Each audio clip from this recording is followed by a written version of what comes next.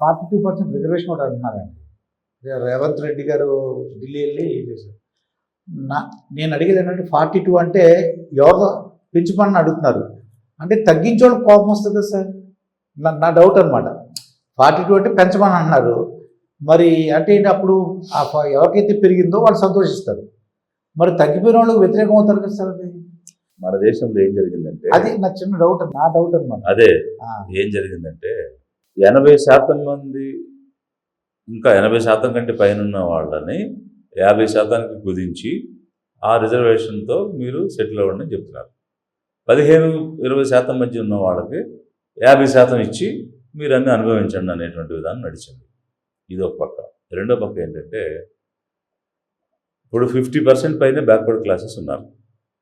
ఈ backward classes long history ఉంది. Kalelkar committee అని, ఆ తర్వాత బీపీ మండల్ కమిటీ అని, ఈ కమిషన్స్ వేశాక వాళ్ళు ఒక రిసెర్చ్ చేసి రిపోర్ట్స్ ఇచ్చారు. బీపీ మండల్ ఇచ్చిన దానిలో 52% బీసీలు ఉన్నారని ఇచ్చారు. అయితే 52% బీసీలు ఉంటే వాళ్ళు 27% రిజర్వేషన్ ఇచ్చారు. మరి 52% ఉన్న వాళ్ళకి 52% ఇవ్వాలి కదా, 27 ఎట్లా ఇస్తారు? ఇప్పుడు వాళ్ళని సగానికి సగం ఎట్లా తగ్గిస్తారు? మరి ఆ సగం ఎక్కడ పోయినట్టు? సో ఇప్పుడు ఎవరు ఎంత ఉన్నారో అంత వాళ్ళకి రావాలన్నప్పుడు అందరికీ ఆ విధంగా ఇవ్వాలి. అలా ఇవ్వకుండా వీళ్ళ యొక్క అవకాశాలన్నీ ఇంకొకరెవరో అనుభవిస్తూ ఉన్నారు. ఇన్ని సంవత్సరాలుగా వాళ్ళే అనుభవించారు. అందుకనే ఈ బ్యాక్వర్డ్ కమ్యూనిటీస్కి రావాల్సిన అవకాశాలు, రాయితీలు రానియకుండా వీళ్ళు అడ్డుకుంటూ వచ్చారు. అలా అడ్డుకుంటూ వచ్చిన వాళ్ళలో ఎవ్వరూ కూడా ఎగ్జామ్టెడ్ కాదు. ఎందుకంటే అసలు వీళ్ళకి వచ్చే అవకాశాలు అడ్డుకోవడం అనేది మొదట కాంగ్రెసే స్టార్ట్ చేసింది. సో కాంగ్రెస్ పార్టీ అధికారంలో ఉన్నంత కాలం జవహర్లాల్ నెహ్రూ దగ్గర నుంచి ఇందిరాగాంధీ కానీ, రాజీవ్ గాంధీ కానీ, అలా సక్సెసివ్ ప్రైమ్ మినిస్టర్స్ ఎవరు కూడా ఈ బ్యాక్వర్డ్ క్లాసెస్కి వాళ్ళ పాపులేషన్ ప్రకారంగా రిజర్వేషన్ ఇవ్వడానికి వాళ్ళు యాక్సెప్ట్ చేయలేదు. అసలు కమిషన్లు వేయడానికి ఒప్పుకోలేదు, వేసిన తర్వాత ఇచ్చిన రిపోర్ట్లు తీసుకున్న తర్వాత అమలు చేయలేదు. ఆ విధంగా కాంగ్రెస్ పార్టీ నిరంతరంగా బీసీలకి అన్యాయం చేసుకుంటూ వచ్చింది. బీజేపీ వాళ్ళైతే అసలు మేము ఓబీసీ సెన్సస్ చేయము, అవసరమే లేదు, వాళ్ళకి ఇవ్వాల్సిన అవసరమే లేదని ముందు నుంచి వ్యతిరేకిస్తూ వచ్చింది బీజేపీ. కమ్యూనిస్ట్ పార్టీలు ఈ రెండు విధానాలు చూస్తూ సైలెంట్గా ఉన్నారే తప్ప నోరు విప్పి ఎప్పుడైనా బ్యాక్వర్డ్ క్లాసెస్కి అన్యాయం జరుగుతుంది, వీళ్ళకి ఇవ్వాలని చెప్పలేదు.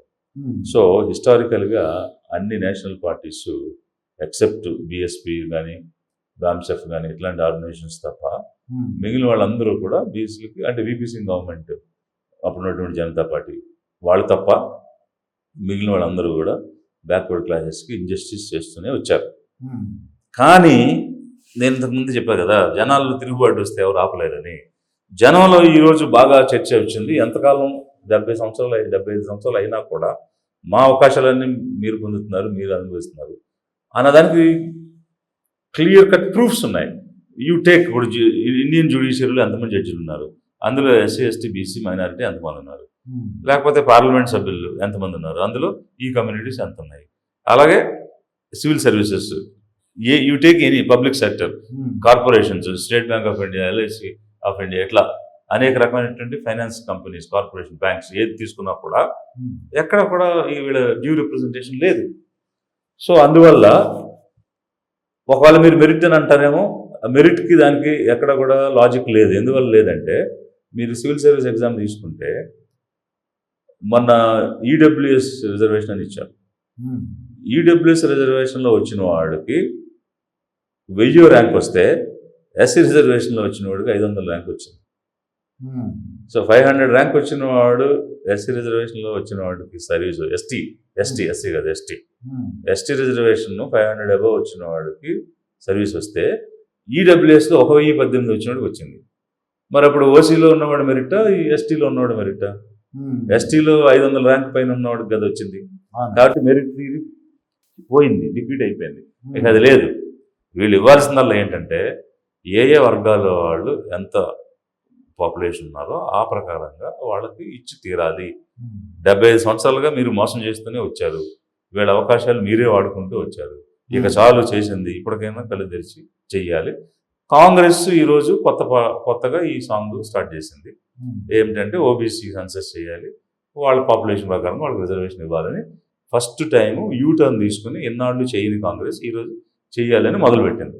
ఉమ్, కాంగ్రెస్ యూటర్న్ తీసుకున్నాక ఇప్పుడు అవసరమే లేదు, సెన్ససే వద్దు, కొట్లాట్లు అవుతాయి, కలతలు వస్తాయి, గొడవలు అయిపోతాయి, దేశం అల్లకల్లం అయిపోద్ది అన్న బీజేపీ అది కూడా యూటర్న్ తీసుకుని ఇప్పుడు సెన్సస్ చేయాలని స్టార్ట్ చేసింది. ఉమ్, సో ఒకసారి సెన్సస్ అయిన తర్వాత ఎవరి పాపులేషన్ ఎంత ఉంటే అంత కోటా వాళ్ళకి ఇచ్చేస్తే ఆ కోటాలో వాళ్ళ జాబ్స్ వాళ్ళకి వస్తాయి.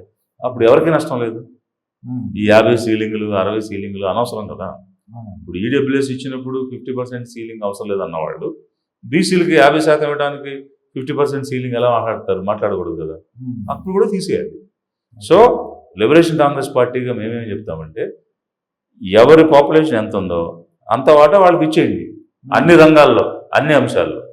So let them survive, let them come out, let them get an opportunity. That is our policy. Um. దాని ప్రకారం రిజర్వేషన్ ప్రకారం వాళ్ళు దామాషా మీరు చేసిన దామాషా పెడతారు. అక్కడున్న జనాభా సంఖ్యను బట్టి అన్ని పోస్టులు ఇవ్వాలి. Yes. అది సాధ్యం అవుతుంటుంది సార్ మనకి ఇక్కడ. ఎందుకు సాధ్యం లేదు? ఆ, వెరీ మచ్ పాసిబుల్. ఉమ్, ఇవ్వాలనే విల్లు ఉండాలి అంతే. అది ఉండాలి.